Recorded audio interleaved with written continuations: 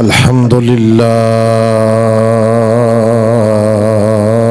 الذي لم يزل عالما قديرا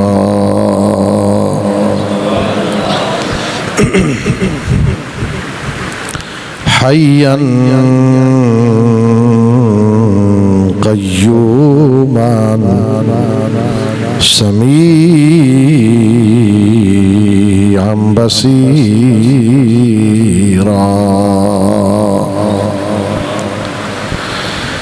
وأشهد أن لا إله إلا الله وحده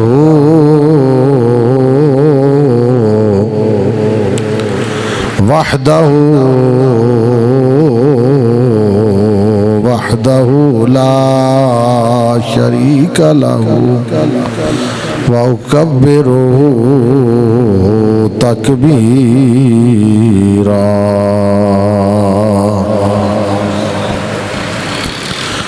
وأشهد أن سيدنا ومولانا محمدًا عبده ورسوله أرسله إلى الناس كافة وبشيرا ونذيرا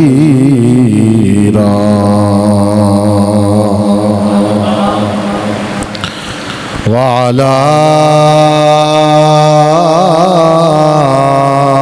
آله الذين قال الله في شانهم ويطهركم تطهيرا وعلى أصحابه الذين قال الله في شانهم وكلا وعد الله الحسنى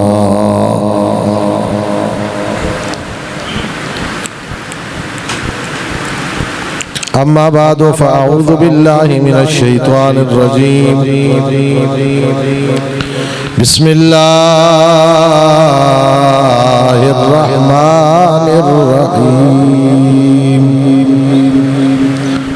والذين أوتوا العلم درجات إن الله وملائكته يصلون على النبي يا أيها الذين آمنوا صلوا عليه وسلموا تسليما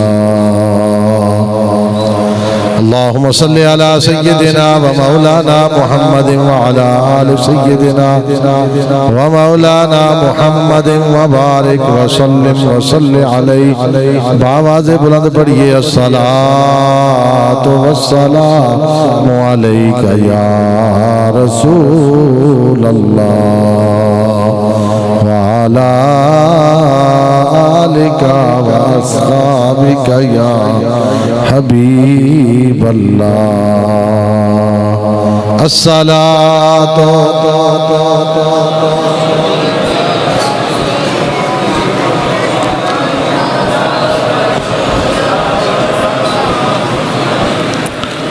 الصلاة والسلام عليك يا سيدي يا رسول الله وعلى آلك وأصحابك يا سيدي يا حبيب الله بلغ العلا بكماله كشف الدجى بجماله حسنت جميع خصاله صلوا عليه وآله يا صاحب الجمال ويا سيد البشر من وجهك المنير لقد نور القمر لا يمكن الثناء كما كان حقه بعد از خدا بزرگ توئی قصہ مختصر یا رسول اللہ انظر حالنا یا حبیب اللہ اسمع قالنا اننا فی بحر غم مغرق خذ یدی ساحل لنا اشکالنا الصلاة والسلام علیک یا عالم ما کان وما یکون وعلى آلك وأصحابك يا نور الأفئدة والعيون.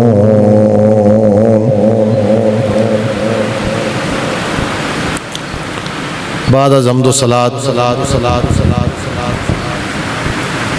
معزز و محترم حضرات سامعین ذی وقار، بالخصوص زینت مسند صدارت استاذ الکل استاذ العلماء حضرت قبلہ عالم استاد جیت صاحب دامت برکاتہم العالیہ، جمیع حضرات علماء کرام، حفاظ کرام، بزرگوں، دوستوں، نوجوان ساتھیوں، عزیز بچوں، السلام علیکم ورحمۃ اللہ وبرکاتہ۔ آج مدرسہ شمس الاسلام جو کہ قبلہ استاد گرامی کا لگایا ہوا ایک پودا ہے، اس سے کھلنے والے پھولوں کی خوشبو سونگھنے کے لیے آپ حضرات بھی تشریف لائے ہیں اور ہمیں بھی حاضری کی سعادت ملی ہے۔ اللہ تعالیٰ کی بارگاہ میں التجا ہے مولا قدوس ان باغیچوں کو تعصب قیامت شاداب فرمائے اور ان کی آبیاری کرنے والے ہمارے مربی، ہمارے محسن استاذی و استاذ العلماء قبلہ عالم استاد جی صاحب کو اللہ تعالیٰ درازی عمر بالخیر عطا فرمائے کہ آپ یہ محبتیں بکھیرتے رہیں اور مسلک حقہ آل سنت و جماعت کی ترجمانی فرماتے رہیں اور ہر آنے والے دور میں اہل سنت کو مجاہدین تیار حالت میں ملتے رہیں۔ تھوڑا جو چاکو سبحان اللہ۔ تقریر شکریر میں کو نہیں کرنی اے الحمدللہ و شکر للہ ساڑھے ہستے بڑی سعادت ہے کہ اسی اپنے گھر بیٹھے ہیں، قبلہ استاد جی نے سامنے بیٹھے ہیں، تقریر کرنے نہیں سوچ یا تیاری اس ویلے ہونی ہے جس ویلے خیال ہوئے بھئی پورا مجمع ساڑھے تے ہی مناصر ہے، اسا ہی سب کچھ کرنا ہے، پھر تو بندہ کوئی تقریر دی تیاری کرنا ہے، تقریر نے بارے کوئی بندہ سوچ بچار کرنا ہے۔ اصل مقصد تا کلمہ حق عوام تک پہنچانا میں جتنی تک گنجائش ساڑھی بنی اسی پہنچا دے سا۔ اسان بڑا پکا یقین ہے کہ جنہاں سانو سبق یاد کروایا ہے اگر ساڑھے سبقے کو فرق رہ گیا تو آپ ہی عوام پڑھا چھوڑتے ہیں۔ تھوڑا جو چاکو سبحان اللہ۔ ماڑا جا ماحول بڑھانا ہے انشاءاللہ العزیز میں اپنا سبق سنا کے رہا پھر میں تساڑے نال بہ کے دوبارہ آگو سبق لساں تو تسی بھی لیسو انشاءاللہ العزیز بڑا سواد آسی، لیکن اتنی دیر تک میں گزارش کرساں کہ تھوڑی جی توجہ ہونی چاہیے دی چونکہ ماحول مدرسے دا ہے۔ ماحول کیڑا ہے؟ مدرسہ عام جلسوں میں اور مدرسے کے جلسوں میں بڑا فرق ہوتا ہے، اس لیے کہ یہ کوئی رواج نہیں پورا ہو رہا۔ یہ سون والے بھائی جہاں بھی ہیں اس کی کو تھوڑی سی کم کر دیں، یہ رواجی جلسہ نہیں ہے،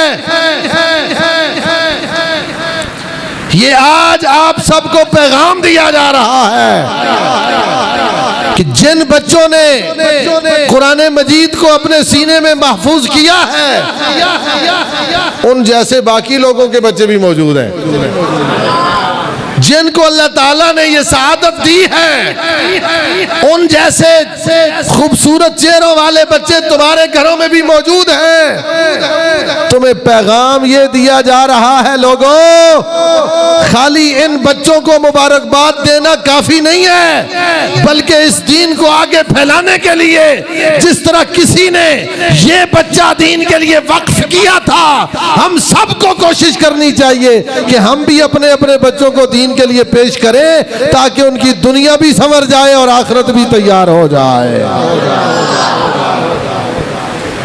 یاد رکھو، فضائل قرآن پہ گفتگو کرنی، جس بچے نے قرآن مجید حفظ کر لیا، یاد کر لیا، اس کے فضائل کا بیان کرنا۔ قرآن و سنت میں اس کے بڑے واقعات موجود ہیں، اس کو عموماً ہم سنتے بھی رہتے ہیں، احادیث میں موجود ہے۔ جس بچے نے قرآن مجید کو دنیا میں رہتے ہوئے یاد کیا ہو، جس والد والدین نے اپنے بچوں کو قرآن پڑھنے کے لیے مدرسے میں بھیجا ہو، قیامت والا دن ہوگا، ان بچوں کا والد جب میدان محشر میں آئے گا،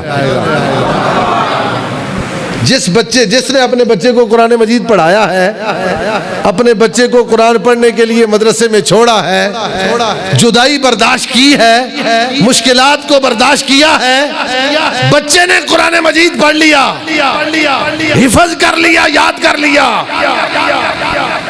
میرے لجپال فرماتے ہیں میدان محشر میں وہ بندہ آئے گا، اس کے سر پہ ایک نورانی تاج ہوگا، اور اس تاج سے جو لائٹیں اور شعاعیں نکل رہی ہوں گی، سورج کی طرح وہ چمک رہا ہوگا۔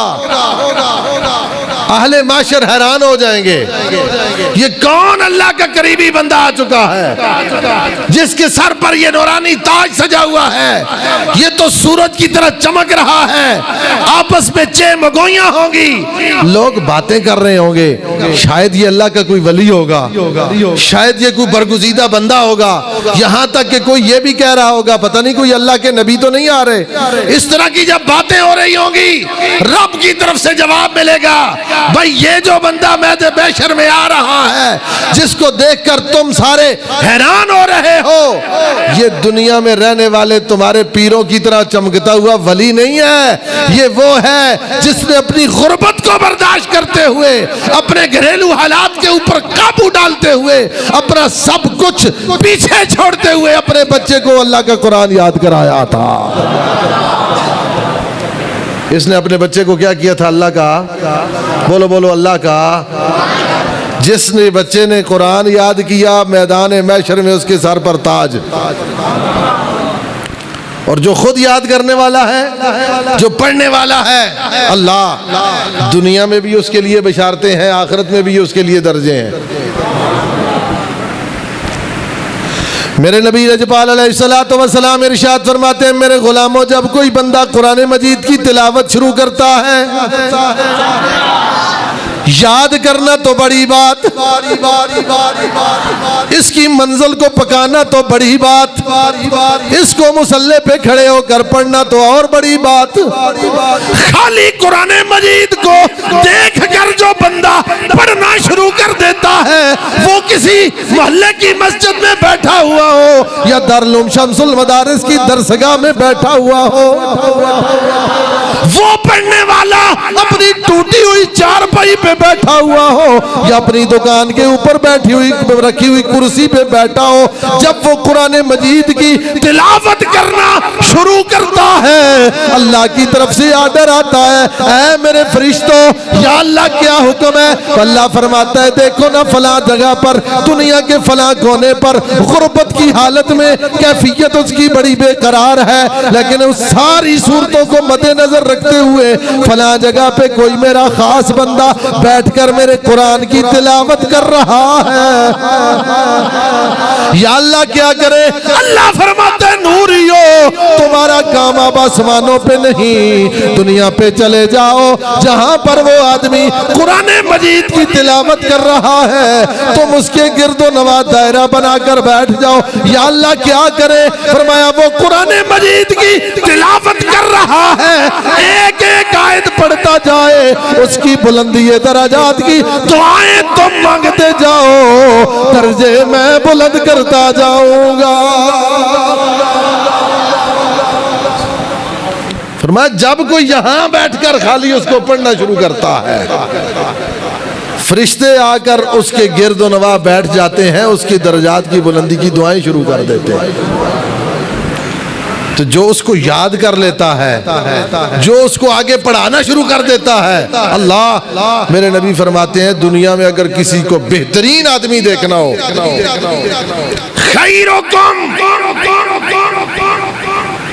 نارمل بات نہیں کی، اس میں تفصیل کے ساتھ میرے نبی نے فرمایا اگر سب سے اعلیٰ بندہ دیکھنا ہے، سب سے اچھا بندہ دیکھنا ہے، حضور کون ہے؟ فرمایا جو دنیا میں قرآن پڑھتا ہے اور آگے پڑھاتا ہے۔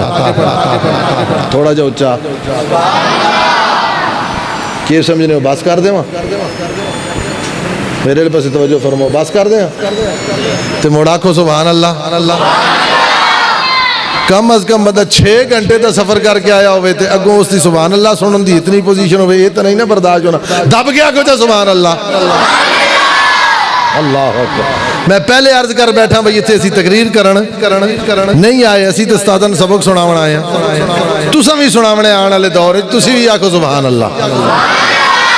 فرمایا جہاں پر کوئی بیٹھ کر قرآن مجید کی تلاوت کرتا ہے وہ جگہ نوریوں کی جلسگاہ بن جاتی ہے، وہاں اللہ کے نوری فرشتے بیٹھ کر اس پڑھنے والے کے لیے درجات کی بلندی کی دعائیں کرنا شروع کر دیتے ہیں۔ اور جو قرآن مجید کو یاد کر لیتا ہے پھر اس کے حلال کو حلال سمجھتا ہے، اس کے حرام کو حرام سمجھتا ہے، اللہ تعالیٰ اس کو باقی کائنات میں ممتاز فرما دیتا ہے۔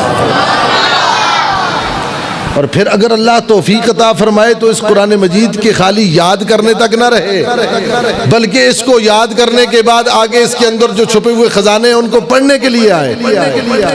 اس کے اندر بڑے بڑے علوم ہیں، قرآن مجید ساری کائنات کے علموں کا منبع ہے، ساری کائنات کے علم اس کے اندر جمع ہے۔ جب کوئی اس کو پڑھ لیتا ہے اور اس کو سیکھنے کے لیے اپنے آپ کو وقف کر دیتا ہے، ارے جو خالی حافظ ہو جائے اس جیسا دنیا میں کوئی نہیں ہوتا۔ تو جو قرآن مجید کے باقی معاملات کو سمجھ جاتا ہے، یعنی دین کا سارا علم حاصل کر لیتا ہے، اس کا اللہ کی بارگاہ میں کتنا بڑا درجہ ہو جاتا ہے۔ میں ایک مثال عرض کروں، قرآن مجید علم دین، یہ بات یاد ذہن میں رکھنا کہ جب بھی علم کی بات ہو تو علم سے مراد علم دین ہوتا ہے۔ علم سے مراد کون سا علم ہوتا ہے؟ علم دین 3 طرح کے موجود ہیں ہمارے پاس جو مروج ہیں۔ ایک ہے قرآن مجید کا براہ راست علم، ایک ہے رسول اللہ کی حدیث پاک کا علم، اور تیسرا علم ہے قرآن و حدیث کے مجموعے سے نکلنے والا علم فقہ۔ اس سے ہٹ کر باقی جو علوم ہیں جن کی طرف دنیا بھاگ رہی ہے ان کو دنیاوی اعتبار سے آپ علم کہیں تو آپ کی مرضی، ورنہ اللہ رسول کی بارگاہ میں ان کی کوئی حیثیت نہیں۔ علوم سے مراد وہ علم ہے جس سے اللہ کی پہچان ہوتی ہے، اللہ کے رسول کی پہچان ہوتی ہے، اور پھر اللہ رسول کے بتائے ہوئے آگے جتنے احکامات ہیں ان کی پہچان ہوتی ہے۔ جو بندہ علم والا ہے اس کے بارے میں قرآن نے کہا نا والذین اوتوا العلم درجات، جس کے پاس علم ہے اللہ نے اس کو باقی لوگوں پر بلند درجہ عطا فرما دیا ہے۔ علم والے کی کیفیت عام لوگوں سے کیا ہے؟ بلند ہے۔ یہ تو انسانوں میں ہے۔ علم ایک ایسی اللہ تعالیٰ کی عطا کردہ نعمت ہے۔ انسان تو انسان ہے، اگر علم کسی جانور کے پاس بھی آ جائے نا تو وہ بھی باقیوں سے ممتاز ہو جاتا ہے۔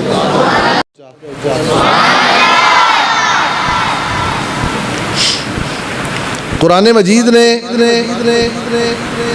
ہماری زندگی کے تمام تر جو پہلو ہیں ان کو مد نظر رکھ کر ہمارے لیے مسائل بیان فرمائے ہیں۔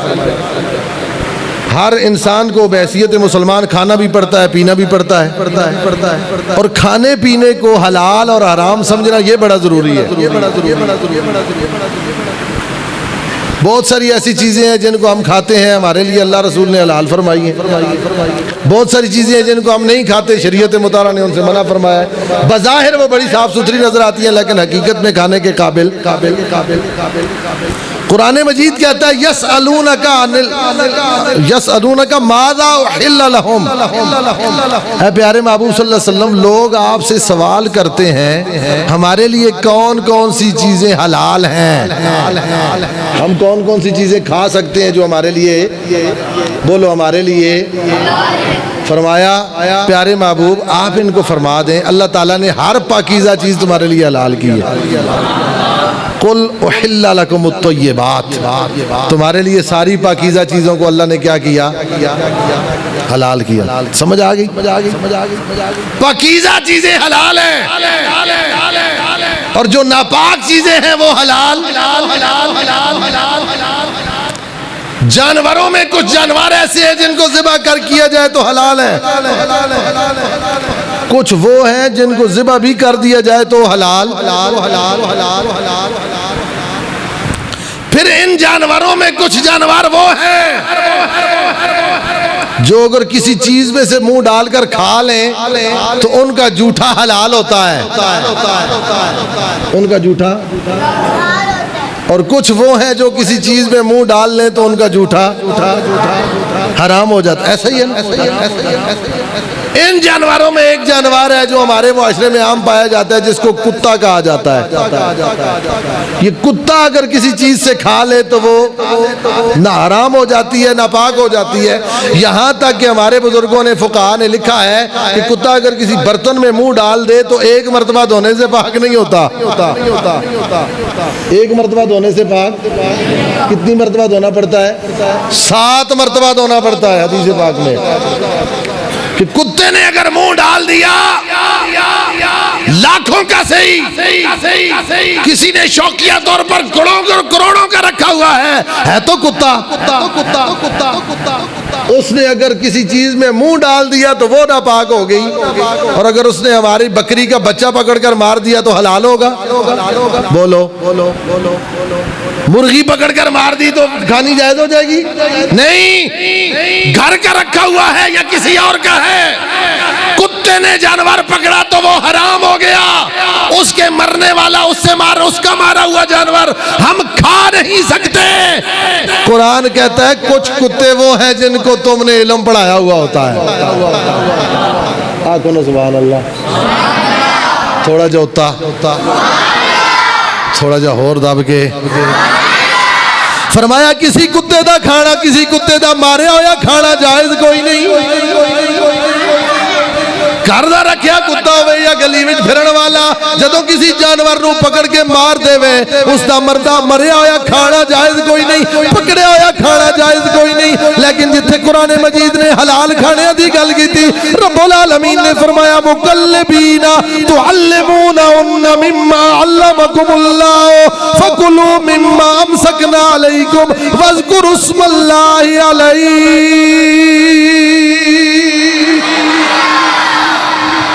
فرمایا عام کتا کسی کو پکڑ کے مار دے اس کا کھانا جائز نہیں، لیکن جس کتے کو تم نے تعلیم دی ہوئی ہے، مکلبین تعلمونہن، وہ کتے جن کو تم نے تعلیم دی، جن کو تم نے سبق پڑھایا، جن کو تم نے سکھا دیا کہ تم نے ایسے پکڑنا ہے ایسے چھوڑنا ہے، تمہارا پڑھا ہوا کتا ہے، شکاری کتا ہے، سمجھایا ہوا کتا ہے، اس کو تم لے کر چلتے ہو، شکار نظر آ گیا، تم اللہ کا نام لے کر اس کتے کو شکار پہ چھوڑ دو، یہ دوڑ کر اسے پکڑے گا، دبوچے گا، روکے گا، اس کے پکڑنے سے اگر وہ مر بھی جاتا ہے رب فرماتا ہے اسے کھانا تیرے لیے حلال ہو گیا۔ یہ علم کا مقام ہے اور مرتبہ ہے۔ بھائی جو علم اگر کسی کتے کے پیاس آ جائے تو وہ اس کتے کو باقی کتوں سے ممتاز کر دیتا ہے، اس کا حکم باقی کتوں سے تبدیل ہو جاتا ہے۔ ارے جس کو اللہ نے اشرف المخلوقات انسان بنایا ہے، جب اس کے پاس علم آتا ہے تو اللہ تعالیٰ اس کو کتنا مقام اور مرتبہ دیتا ہے۔ کبھی وہ امام اعظم بن کر سامنے آتا ہے، کبھی وہ امام اہل سنت امام احمد رضا بن کر سامنے آتا ہے۔ اللہ اکبر کبیرہ۔ فرمایا یہ علم کی شان ہے، بس تم اس کی طرف توجہ کرو، اپنے بچوں کو پڑھاؤ، خود پڑھو، اپنی آنے والی نسلوں کو اس کی طرف متوجہ تو کرو۔ جو اس علم کو پڑھتا ہے اللہ تعالیٰ اس کو ایسا نور دے دیتا ہے، اس کے اوپر اللہ تعالیٰ ایسی برکات کا نزول فرما دیتا ہے کہ وہ دنیا میں باقی لوگوں سے ممتاز ہو جاتا ہے۔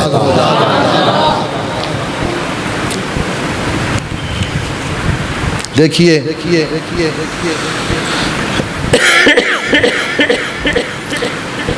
ایک بات اور بھی ہے، حضرت سیدنا ابو ہریرہ رضی اللہ تعالیٰ عنہ ارشاد فرماتے ہیں کہ ہمیں نبی پاک صلی اللہ علیہ وسلم سے دو طرح کے علوم ملے ہیں۔ کتنے علوم ملے ہیں؟ دو طرح کے علم ہیں جو نبی پاک صلی اللہ علیہ وسلم نے ہمیں عطا فرمایا۔ مشکات المصابیح میں یہ حدیث موجود ہے۔ فرمایا ایک علوم ظاہری ہیں، یہ جو ہم نماز پڑھتے ہیں، روزہ رکھتے ہیں، جو ہم پاکیزگی اختیار کرتے ہیں، باقی معاملات کرتے ہیں، زندگی گزارنے کے اندر جتنی چیزیں کام آنے والی ہیں، یہ ظاہری علوم ہیں۔ ایک ہمارے باطن کا تزکیہ کرنے والے ہمارے باطنی امور علوم ہیں۔ حضرت ابو ہریرہ فرماتے ہیں نبی پاک صلی اللہ علیہ وسلم کی بارگاہ سے ہمیں ظاہری علوم بھی ملے ہیں، ہمیں باطنی علوم بھی ملے ہیں۔ یعنی سرکار دو عالم صلی اللہ علیہ وسلم نے ہمیں دونوں طرح کے علم عطا فرمائے ہیں۔ ظاہری علوم ان کو پھیلانے والے تو علماء ربانیین ہمارے پاس موجود ہیں، اور باطنی علوم کو پیش کرنے والے صوفیاء ہمارے سامنے موجود ہیں۔ یاد رکھو جس بندے کے پاس ظاہری علوم نہیں ہے اس کے باطنی علوم کا کوئی اعتبار نہیں ہے۔ ظاہر ٹھیک ہے تو باطن ٹھیک ہوگا نا۔ جس کا ظاہری ٹھیک نہیں اس کا باطن کیسے ٹھیک ہو سکتا ہے؟ اب ظاہر ایک آدمی کہے جی کہ میں تو بس ان منازل کو طے کر رہا ہوں۔ ہمارے معاشرے میں ایسے لوگ پائے جاتے ہیں اور ہماری عوام بھی دوڑ کر ان کی طرف جاتی ہے، یہ تو بڑے پہنچے ہوئے بزرگ ہیں۔ یاد رکھو کسی بھی بزرگ کے پہنچا ہوا ہونے کے لیے سب سے بڑی علامت یہ ہے کہ وہ رسول اللہ کی ظاہری شریعت کا عالم ہوگا۔ جس کو شریعت مطالعہ کے ظاہری علوم نہیں آتے اس کے اوپر کبھی باطنی علوم کا انکشاف ہو ہی نہیں سکتا۔ سرکار نے دونوں علم دیے ہیں، دونوں کو ماننا ضروری ہے، لیکن نبی پاک صلی اللہ علیہ وسلم کی وہ حدیث جس کو باقی علماء نے اور مفسرین نے اپنی جگہ پر ارشاد فرمایا، اس سے یہ ثابت ہوتا ہے کہ باطنی علوم والا بڑے مقام پر ہے، لیکن پہلے ظاہری علوم کو حاصل کرے گا تو پھر باطنی علوم کی طرف جائے گا۔ جب تک علوم ظاہریہ یہ جتنے بھی فرائض اور واجبات کے علوم ہیں یہ نہیں جانتا، اس وقت تک وہ اگر تصوف کا، اپنی صوفی ہونے کا، اپنے جناب علی کسی اور کرامت کا اظہار کرنا شروع کر دے، کسی صورت میں قابل قبول نہیں۔ اس لیے کہ نبی پاک صلی اللہ علیہ وسلم نے فرمایا کہ یہ جو میرے امت کے علماء ہیں یہ انبیاء کے وارث ہیں۔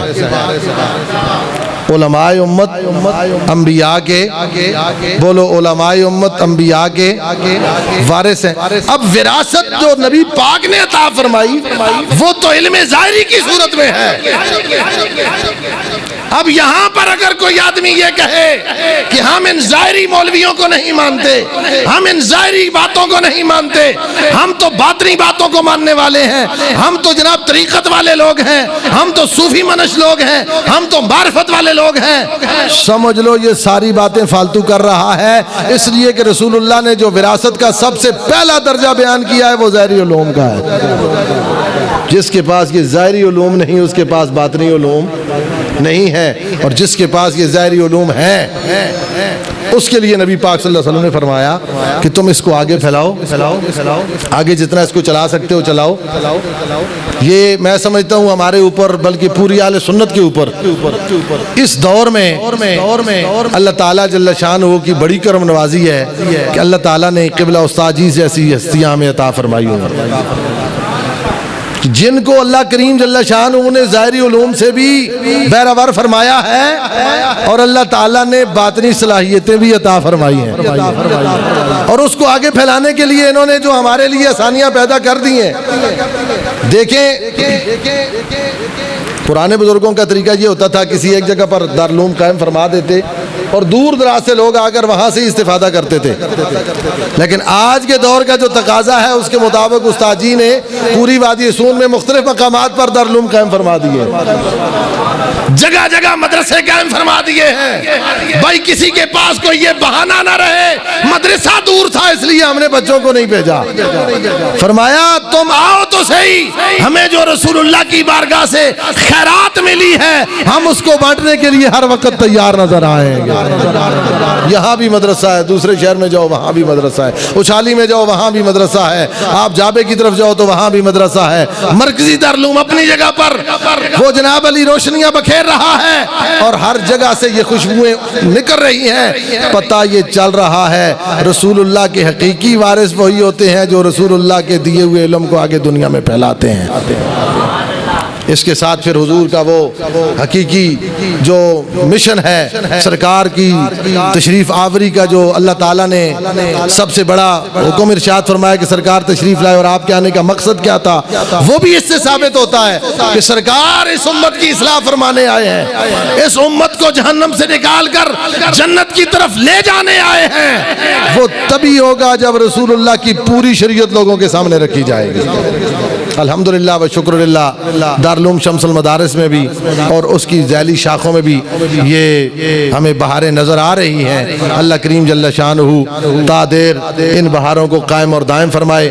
جتنے طلباء ان مدارس میں پڑھتے ہیں اللہ تعالیٰ ان کو دنیا و آخرت میں کامیابیاں عطا فرمائے، جو معاونین ہیں اللہ تعالیٰ ان کو دن دگنیاں رات چگنیاں ترقیاں نصیب فرمائے۔ اللہ کریم جل شانہ ہماری بھی ٹوٹی پھوٹی حاضری اپنی بارگاہ میں شرف قبولیت عطا فرمائے۔ وآخر دعوانا